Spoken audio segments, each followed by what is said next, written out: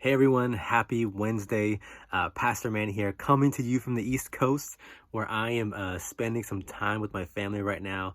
And I just wanted to obviously continue our looking up a message series. Every Wednesday, we post an encouraging thought for the day and for the week. I hope you're all having a blessed week so far. And just kind of continuing on of what we talked about last week. And do not judge. Do not judge others, right? It's Matthew chapter 7, verses 1 and 2. It talks about do not judge. And just a little short recap from that. We just simply, what that means is, it means do not judge in the sense of condemning, right? Because there is only one person that has the right to do that, and that's God, right?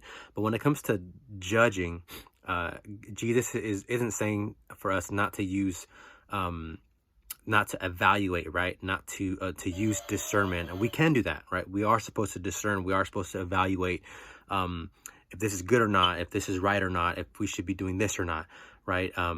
But judging in the sense of condemning a person. And that's simply what he is talking about when it comes to do not judge. And it continues on with that in verses 3 through 5. And this is where we're going to pick up off of. And simply the reason why we want to study and like really reflect on things like this is because it honestly helps us to be more like it. We want this to help us be more like Jesus, right? Because if Jesus is saying this, then if he is our example, he's the person we want to follow, right? So we really need to take to heart these lessons that he is trying to teach us, especially when it comes to our relationship with each other. All right, so I'm going to continue on Matthew 7 verses 3 through 5, and it says this. It says, "Why do you see the speck that is in your brother's eye, but you do not notice the log that is in your own eye? Or how can you say to your brother, 'Let me take the speck out of your eye,' when there is a log in your eye? You hypocrite, first take the log out of your own eye, and then you will see clearly to take the speck out of your brother's eye."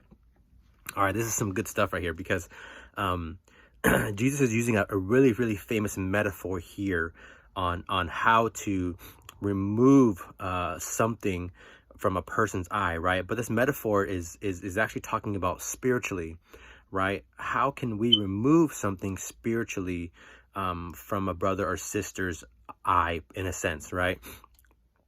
And kind of just go along with that. We all have things we can have things that get lodged inside of us spiritually, right?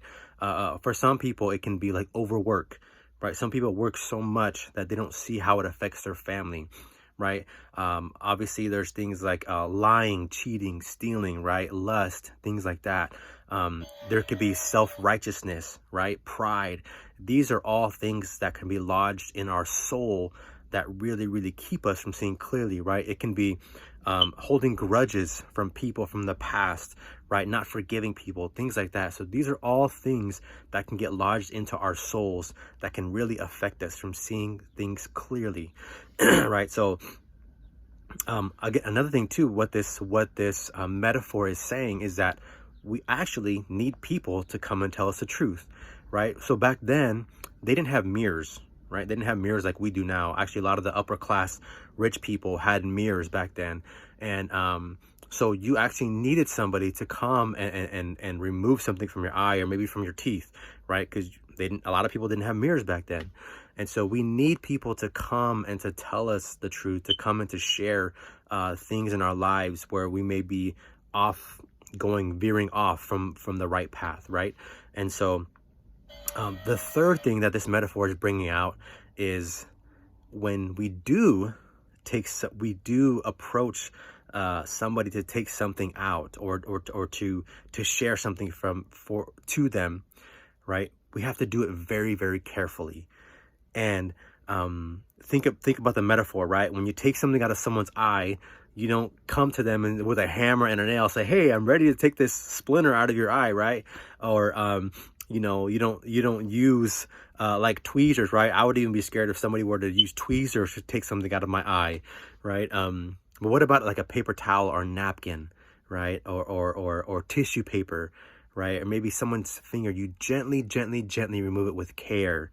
And another thing is too, like we really have to know our own faults first before we can even think to take out somebody else, to really share or reveal someone else's faults that are happening in their lives, that are maybe hurting them or affecting their family, or maybe affecting their relationship with God, right? So we really have to know who we are and the faults that we have, before we can even approach somebody else about that, right? And I think another thing to bring out too is that you have to have the relationship with the person.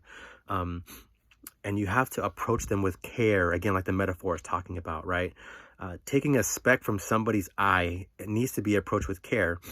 And two, when you have something in your eye, what happens, right? Your eye vision is very blurred. You're blinking a lot. Your eyes are red. You can't focus, right? So we actually, when we have things in our own eye, we can't see clearly, right? So this is why we need help to help each other out. And so these are just some of the things that I wanted to bring out and from the text, when it comes to removing a speck from someone's eye.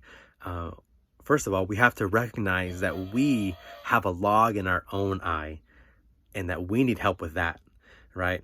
And the second thing is that when we do approach somebody, we have to approach them with care, right? We have to remove it with care. We have to have a relationship with the person. We have to be gentle and kind, just like Jesus is with us, right? And so those are some of the things I just wanted to share with us today. I hope this is a blessing to you guys. It's been a blessing for me learning about it and just reflecting on it. I hope y'all have a blessed week. I hope y'all are doing well. Stay safe. Take care. And until we see each other again. All right. God bless.